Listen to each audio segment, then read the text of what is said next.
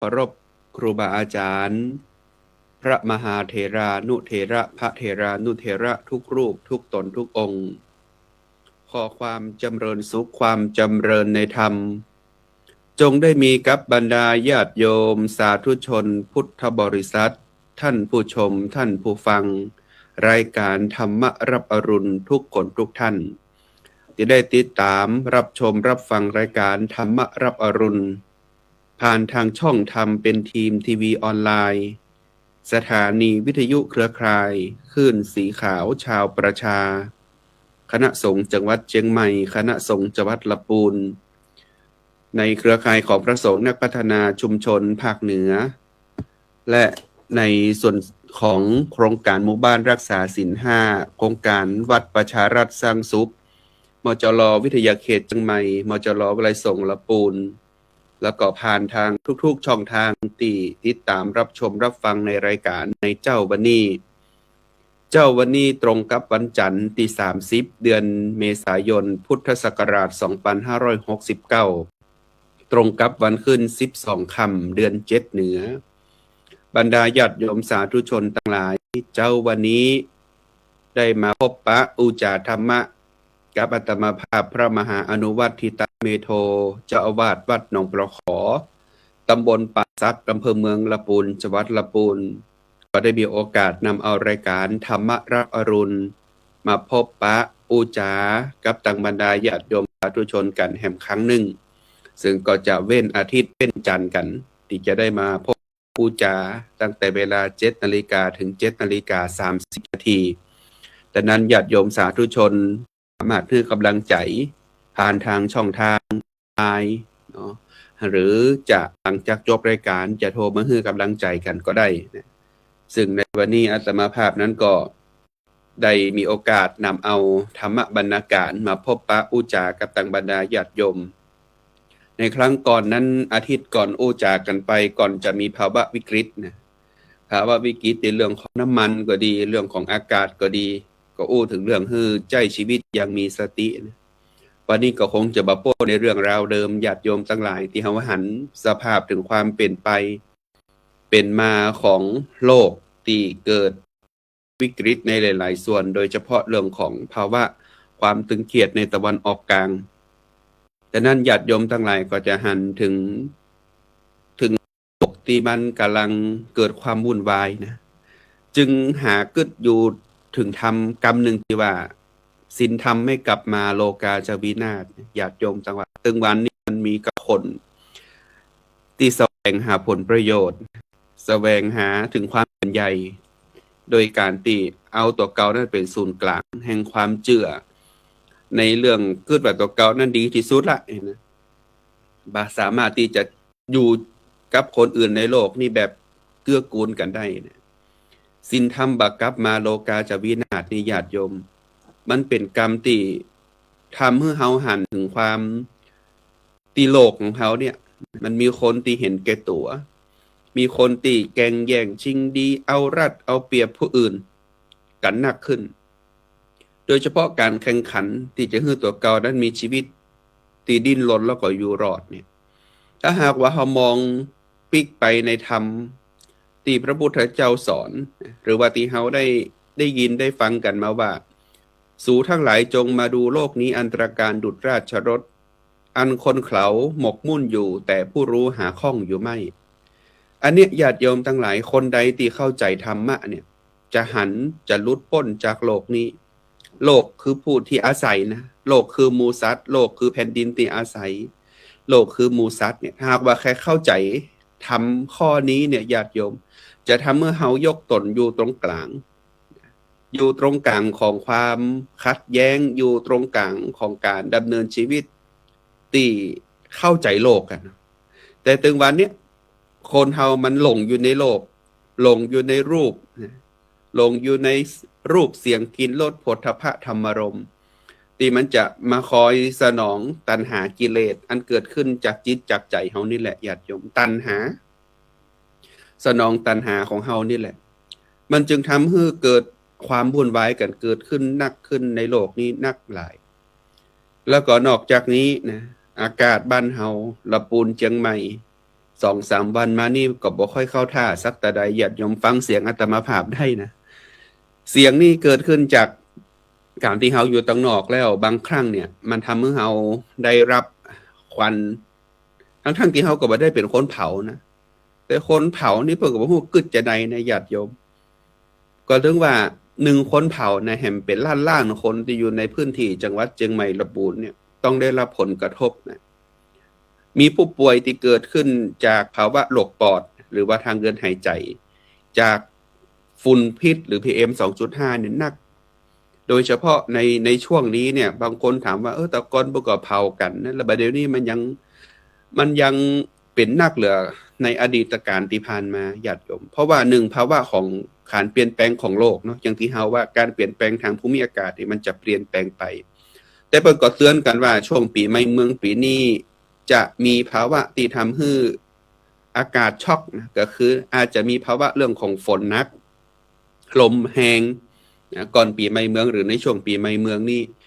เพราะว่าเกิดจากการคาดเดาอากาศนะคาดเดาอากาศหรือกรมอุตุนิยมวิทยาเนี่ยญาติโยมเพิ่นก็มีสถิติมีข้อมูลต่างๆเพิ่นก็มาเตือนกันไว้เฮาก็ฟังกันไว้ก็อย่าได้ประมาทกันละกันในการที่จะใช้ชีวิตกันช่วงนี้แต่ถึงเรื่องของฝุ่นพิษนิดนึงว่าญาติโยมทั้งหลายทุกคนน่ะฮักตัวเก่าเนาะฮักสุขภาพห่วงใยตัวเก่าตัวเนี่ยโดยเฉพาะเฮาเนี่ยเวลาเฮาจะใช้ชีวิตในแต่ละวันเนี่ยญาติโยม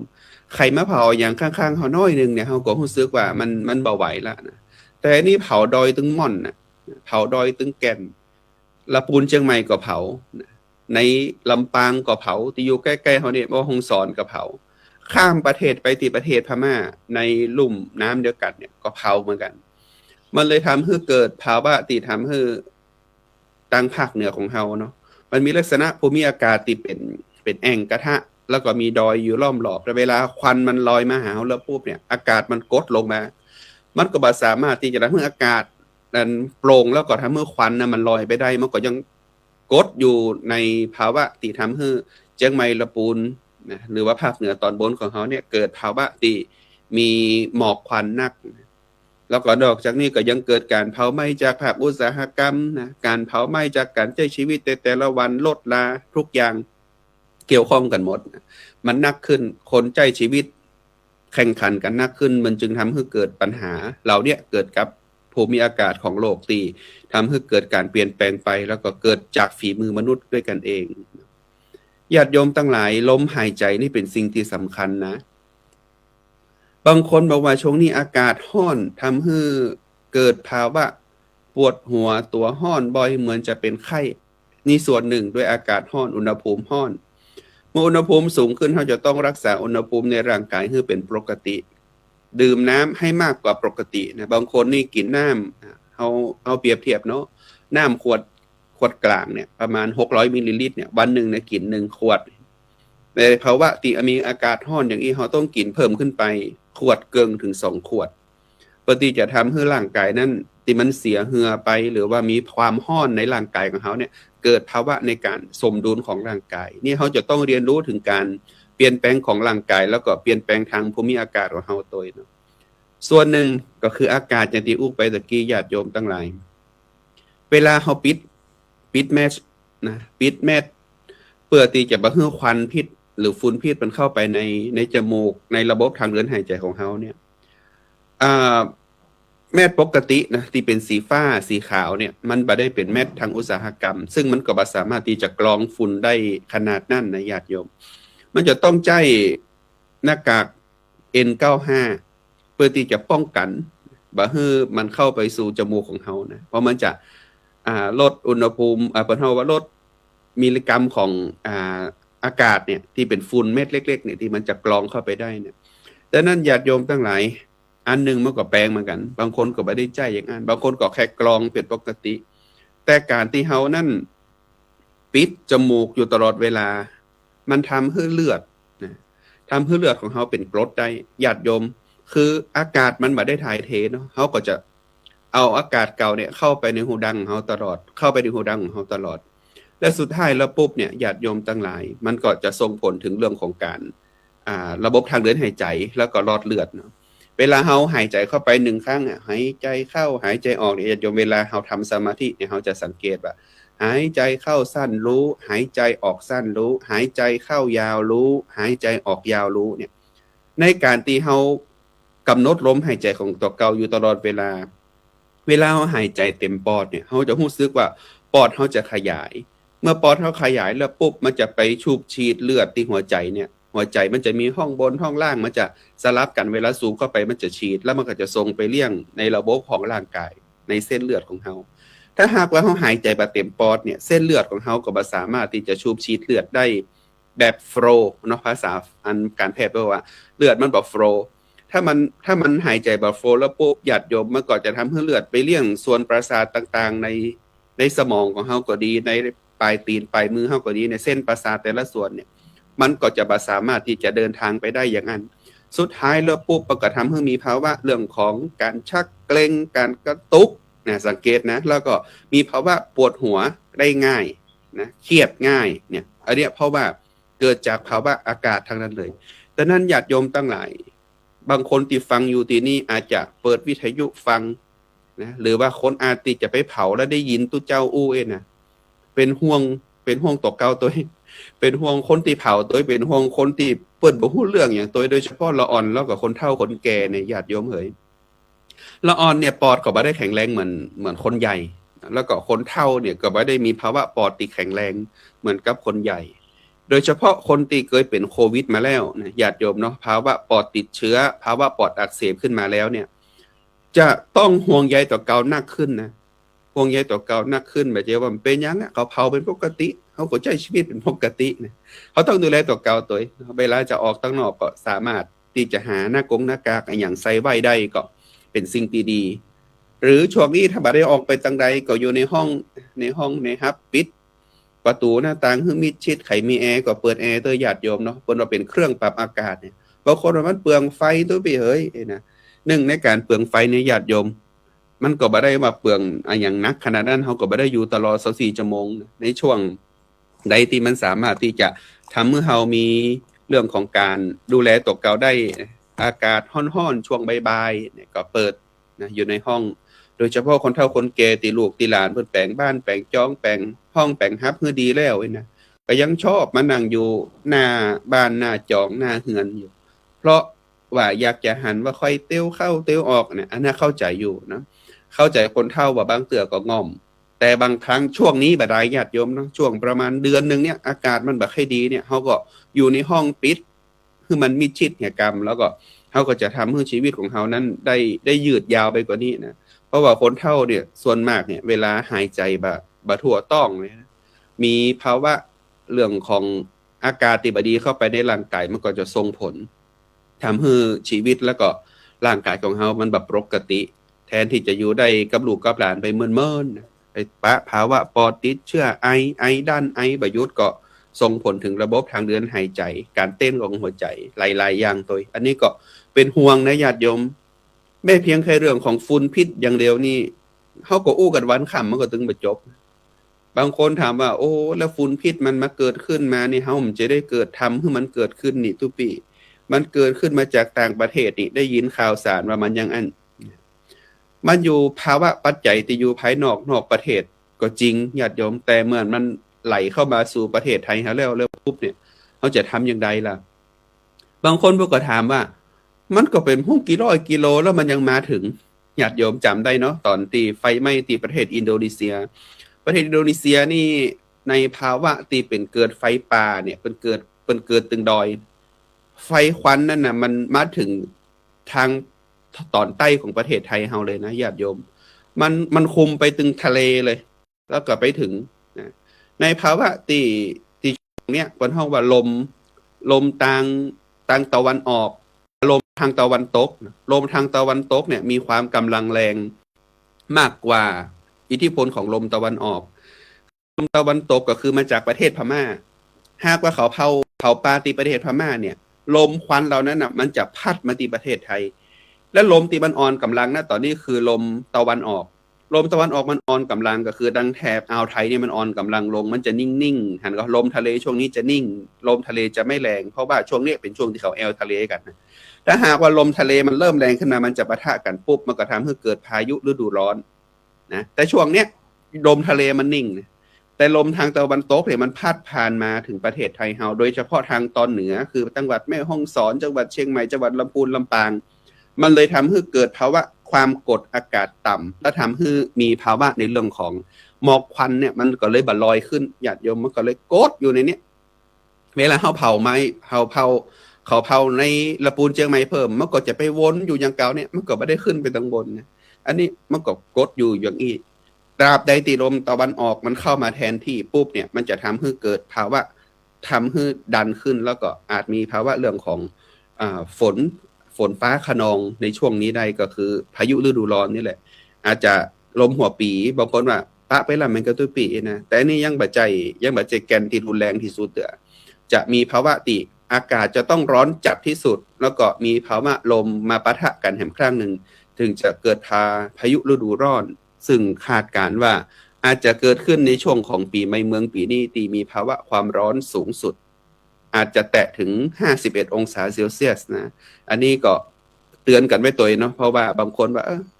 อากาศแบบพอฮ้อนกับปีนี้นะฮ้อนญาติโยมปีนี้เราจะฮ้อนจัดนะฮ้อนจัดแล้วก็ฝนอาจจะเยอะที่สุดในรอบในปีนี้โดยเพราะว่าเป็นช่วงของการที่จะทรงลานิญญาเพื่อที่จะเข้าสู่เอลนิโญต่อในปีหน้าถ้าเอลนิโญนี่ก็จะมีภาวะแห้งแล้งมาละนะเราตอนนี้เป็นภาวะลานิญญานี่ฝนจะเยอะน้ำจะเยอะ4-5 ปีมานี้ญาติโยมก็จะหันว่าน้ำนักแตะนะเพราะว่าเป็นภาวะของลานิญญาแล้วก็ปีหน้านี่จะเป็นภาวะของเอลนิโญก็คือมีภาวะความแล้งแห้งแล้งต่อเนื่องกันไปเยอะมากๆนะอันนี้ก็ต้องศึกษาแล้วก็เข้าใจครับความเปลี่ยนแปลงของโลกนี่ตัวเข้าใจชีวิตอย่างมีสตินะอันนี้ก็เตือนญาติโยมเตือนญาติโยมทั้งหลายที่ได้ยินได้ฟังครูบาอาจารย์ก็ดีนะอันนี้เจ้าพระทุเจ้านี่ยังอวดหูอีกนะอันนี้1คือได้ทำงานด้านสุขภาพพระสงฆ์แล้วก็ส่วนหนึ่งก็คือได้เรียนรู้วิชาภูมิศาสตร์นะตลอดจนถึงได้มีความสนใจด้านนี้เรื่องของการเปลี่ยนแปลงภูมิอากาศของโลกนะเพราะว่าเขาจะต้องใช้ชีวิตอยู่กับโลกเนี่ยเขาก็ต้องฟังต้องได้ยินต้องวิเคราะห์มาหลายๆส่วนแล้วมันมีความเปลี่ยนไปได้อย่างนั้นเพราะเขาก็ดูสถิติเนาะจำนวนปริมาณน้ำฝนก็ดีนะภาวะความชื้นของอากาศก็ดีเนี่ยถึงวันนี้เขามีเทคโนโลยีนักหลาย AI เข้ามาแทนที่แล้วเขาก็ต้องใช้ AI ให้เป็นประโยชน์คนที่ใช้ AI ไปในทางที่บ่ดีนะเป็นมิจฉาชีพหลอกลวงคนอื่นมันเหมือนเนี่ยแต่งตัวก็เหมือนโทรมาวิดีโอคอลหลอกเอาสตังค์เปิ้นเนี่ยอันนี้เขาก็เจือกันไปเนี่ยอันนี้ภัยอันเกิดขึ้นจากมนุษย์คนเฮาก็มีนักมีหลายเหมือนกันภัยจากธรรมชาติก็มีนักมีหลายบางคนตุปีท่อแล้วใจชีวิตตึงวันนี้ฟังตุปีจะมีกระพิษกระภัยได้ว่านะแต่ถ้าหากว่าเขามีสติในการใช้ชีวิตอยู่ในแต่ละวันและญาติโยมเขาจะสามารถผ่านพ้นวิกฤตในแต่ละวันไปได้คนเขาทะเลาะกันมันกระทบต่อเขาก็เพียงแค่จะรู้ตัวว่าเนี่ยมันกระทบต่อเขาส่งผลกระทบอย่างนี้เขาจะต้องทำอย่างไรล่ะอย่างที่เปิ้นเตือนกันว่ารัดเข็มขัดประหยัดนะรัดเข็มขัดประหยัดมัธยัสถ์มันก็เป็นสิ่งที่สำคัญและเขาก็เคยอู้กันมาตลอดโดยเฉพาะเรื่องของหลักปรัชญาเศรษฐกิจพอเพียงเนี่ยป.หลวงร.9ของเขาสอนแนะนำเข้ามาตั้งแต่ปี 2535 ละก่อนวิกฤตการณ์ต้มยำกุ้งแหมต่างหากดังนั้นก็ถือว่าการที่เฮาฮู้จักตัวเก่าพอเพียงสันโดษนะในธรรมะของพระพุทธเจ้าก็คือมัชฌิมาปฏิปทาเดินทางสายกลางแล้วก็สันโดษรู้จักสันโดษในความพอเพียงประหยัดมัธยัสถ์เนี่ยมันเป็นสิ่งที่สำคัญที่สุดและญาติโยมเนาะเขาจะต้องดูแลตัวเก่าก่อนในธรรมมันเป็นหัวใจเศรษฐีอุอากาสะเนี่ยญาติโยมเนาะอุอากาสะก็คือการที่เฮาขยันหามาได้เขาก็ต้องอารักขาสัมปทาก็คือฮู้จักในการที่จะเก็บจะออมแต่ประหยัดเนี่ยพุทธเจ้าสอนมา 2,000 กว่าปีแล้วนะมีกัลยาณมิตรดีต่อกันสมชีวิตาก็คือการมีชีวิตที่พอเพียงเสมอต้นเสมอปลายเนี่ยมันทำให้เราใช้ชีวิตได้อย่างมีความสุขและหากว่าเข้าใจธรรมะเข้าใจหลักการแห่งธรรมะเบื้องต้นบ่ต้องอย่างนักอย่างหลายเลยเนี่ยญาติโยมเพียงแค่คำว่าสันโดษเพียงคำว่าพอเพียงมันเกิดขึ้นแล้วนะอันเนี้ยธรรมะมันเกิดขึ้นกับเฮาละ ตึงวันนี้ตีเฮาเสาะแสวงหากันเพราะเฮาบ่เข้าใจธรรมะเฮาหันเขาแข่งเฮาก็อยากจะแข่งอย่างเขาอะหันเขามีเฮาก็อยากจะได้อยากจะมีเหมือนเขาเพราะเฮาบ่ได้กึดมองว่าสิ่งที่เฮามีพอเนี้ยมันก็สามารถเลี้ยงชีวิตประทังชีวิตของเฮาได้ในแต่ละวันไปได้ละแล้วก็บางคนนี่วางแผนไว้5ปี10ปีเงินที่มีทรัพย์สมบัติที่มีเฮาพอที่จะเลี้ยงดูชีวิตต่อเก่าในการที่จะเลี้ยงธาตุขันธ์เฮาได้แบ่งในการที่จะทำบุญสุนทานได้เป็นเสบียงทรัพย์เป็นเสบียงทิพย์เป็นในภายภาคหน้าอันเนี้ยเป็นการที่เฮา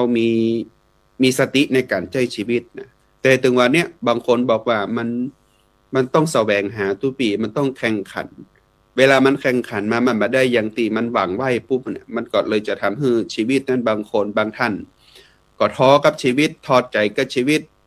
มีการกึดสั้นกันมีความเครียดสะสมเนี่ยมันเป็นธรรมดาที่ว่าเวลาเราต้องการอยากจะได้อะไรอย่างสักอย่างขึ้นมาแล้วปุ๊บแต่บ่เข้าใจทำเนี่ยเวลามันเสียใจเสียอกเสียใจมาบ่ได้ดังจิตดังใจมามันก็เลยทำเมื่อเฮานั่นเหมือนว่าชีวิตนี่หมดไปละบ่มีอย่างที่จะเข้ามาแทนที่ได้ละบ่เคยคือกำลังใจตัวเก่าเลยเพราะว่าตัวเก่าบ่เข้าใจธรรมดาของโลกที่มันจะต้องมีเสียมีได้มีเสียเนาะเปิ้นฮ้องว่าโลกธรรมมีสุขมีทุกข์มีสรรเสริญมีนินทามีลาภได้ลาภเสื่อมลาภได้ยศเสื่อมยศอันนี้เป็นธรรมดาของโลกธรรมเลยดังนั้นเราต้องเข้าใจว่าจะต้องใช้ชีวิตอย่างใดในปัจจุบันนี้คือมันมีความสุขที่สุดก็คือต้องมีสติแล้วก็มีความพอเพียงคือความพอดีในธรรมะคือมัชฌิมาปฏิปทาคือสันโดษคือความพอเพียงคือทำที่เป็นเศรษฐกิจพอเพียงอันเป็นหลักการสำคัญอย่างยิ่งในญาติโยมเนาะที่พระเจ้าอยู่หัวร.9ได้ละทิ้งไปคืออันเป็นหลักปรัชญาเศรษฐกิจพอเพียงซึ่งหากว่าใครเดินตามรอยพระเจ้าอยู่หัวร.9ได้เนี่ยชีวิตจะมีความสุขนะญาติโยมเฮาแสวงหาความสุขแต่ข้างนอกแต่เฮาบ่ได้มองถึงความสุขที่อยู่ภายในใจของเฮาอ่ะเพราะเฮาว่าต้องเกิดการเข้าใจตัวเองแล้วก็ระเบิดนะอันนี้เป็นหลักหัวใจสำคัญเลยว่าเมื่อเราเข้าใจตัวเองแล้วปุ๊บเนี่ยเฮาจะสามารถใช้ชีวิตอย่างเข้าใจโลกเข้าใจธรรมโดยนะแต่บางคนนี่แบบเข้าใจตัวเก่าไปในทางผิดๆก็มีเพราะว่ามีมิจฉาทิฏฐิเข้าใจตัวเก่าว่าตัวเก่าเก่งตัวเก่าดีตัวเก่า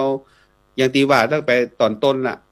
ซึ่งมีใครเทียมหาได้หลายนะสุภาพเตญาติโยมมันเป็นอย่างอันแต่หากอย่างเงี้ยเพราะว่าเข้าใจผิดมีมิจฉาทิฏฐิแต่การเข้าใจตัวเองที่ถูกต้องมีสัมมาทิฏฐิด้วย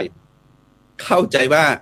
ตัวเก่านั้นเป็นอะหยังอยู่ในฐานะอะหยังเนาะแล้วก็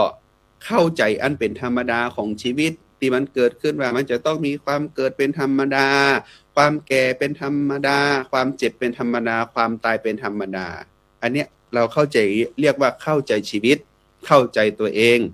นะบ่ใช่ว่าเข้าใจว่ากูเก่งละกูดีละซึ่งมีใครเทียบเตรียมกูได้ละอันนั้นบ่ใช่อันนั้นคือบ่ใช่เข้าใจตัวเก่าเนาะแล้วนั่นก็ญาติโยมทั้งหลายฝากให้ญาติโยมนั่นได้เข้าอกเข้าใจตัวเก่าให้นักๆแล้วก็ตั้งสติในการใช้ชีวิตช่วงนี้เพราะว่ามันมีปัญหาหนักหลายเกิดขึ้นในสังคมโลกนี้บ่ว่าจะเป็นภัยธรรมชาติเองก็ดีเกิดจากคนก็ดีเกิดจากการแข่งแย่งชิงดีโรคภัยไข้เจ็บก็ดี